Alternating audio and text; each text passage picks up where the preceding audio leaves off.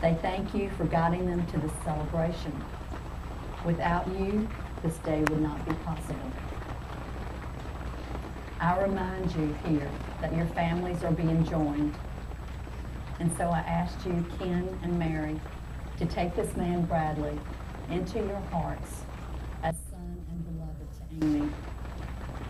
And I asked you, Henry and Lynn, to take this woman, Amy, into your hearts as daughter and beloved to Bradley. Always stand beside them, never between them. Offer them your support and encourage them with your kindness. Honor them in this marriage into which they have come here to be joined today. May you take great pride in the fact the seeds of love that you have planted in Bradley and Amy will flourish in the formation of this new family. Please be seated.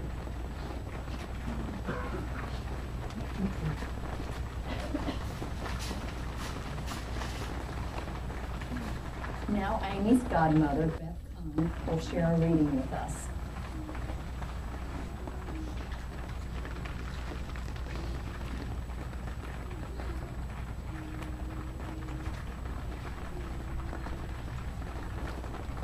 From The Irrational Season by Madeline L'Engle. Ultimately, there comes a moment when a decision must be made. Ultimately, two people who love each other must ask themselves how much they hope for as their love grows and deepens, and how much risk they are willing to take. It is indeed a fearful gamble, because it is the nature of love to create. A marriage itself is something which has to be created, so that together we become a new creature. To marry is the biggest risk in human relations that a person can take. If we commit ourselves to one person for life, this is not, as many people think, a rejection of freedom. Rather, it demands the courage to move into all the risks of freedom and the risk of love, which is permanent. Into that love, which is not possession, but participation. It takes a lifetime to learn another person. When love is not possession, but participation, then it is part of that co-creation, which is our human calling.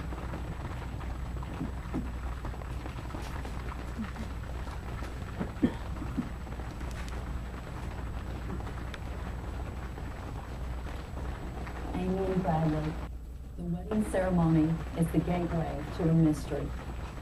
For the lives that the two of you have lived up until this moment are complete. Now you give yourselves over to the creation of something entirely new that has never existed before, your marriage. An expression that is at once public, private, and unique to the two of you. And though you have been together for a long time and have shared many experiences, your marriage will bring a whole new dimension to your relationship. Marriage is an adventure. It is the union of two people whose romance has developed into a loving solidarity and trust. This union must not diminish, but enhance the individuality of each partner. A marriage that lasts is one that continually develops, in which each person individually develops while growing in the understanding of the other. To be known in this way is a priceless thing, because such understanding and acceptance increases life's joy and makes it possible for you to support each other through the burdens of distress and sorrow, and share with each other in the pleasure of happiness and success. You're entering upon an act in which you give of yourself to the utmost. It is in this giving that your dreams and desires will be fulfilled. Because real love sets you free to become involved in life in ways you dare not risk alone.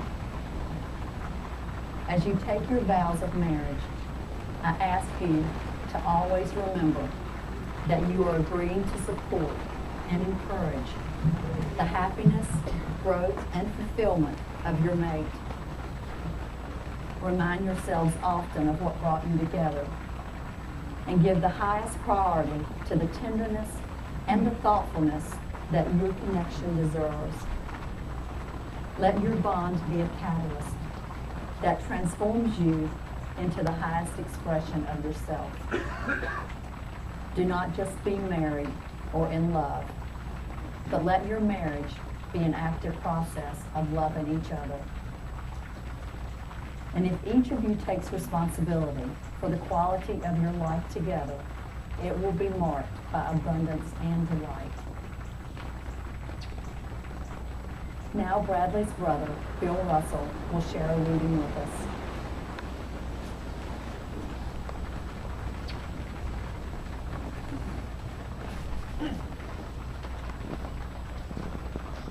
I love you not only for what you are, but for who I am when I'm with you.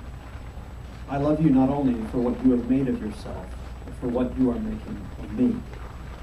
I love you for the part of me that you bring out. I love you for putting your hand into my heaped up heart and passing over all the foolish, weak things that you can't help dimly seeing there, and for drawing out into the light all the beautiful belongings that no one else had looked quite far enough to find. I love you because you are helping to make of the lumper of my life not a tavern, but a temple, out of the works of my everyday, not a reproach, but a song. I love you because you have done more than any creed could have done to make me good, and more than any fate could have done to make me happy. You've done it without a touch, without a word, without a sign. You've done it by being yourself. Perhaps that is what being a friend means, after all.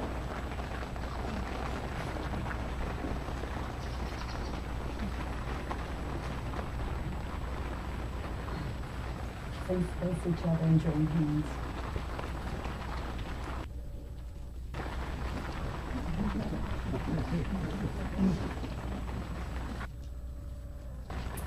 Bradley, please repeat after me.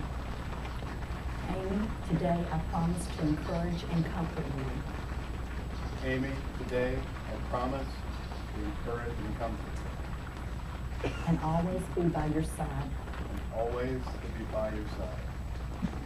I promise to love you when life seems easy and when it seems hard. I promise to love you when life seems easy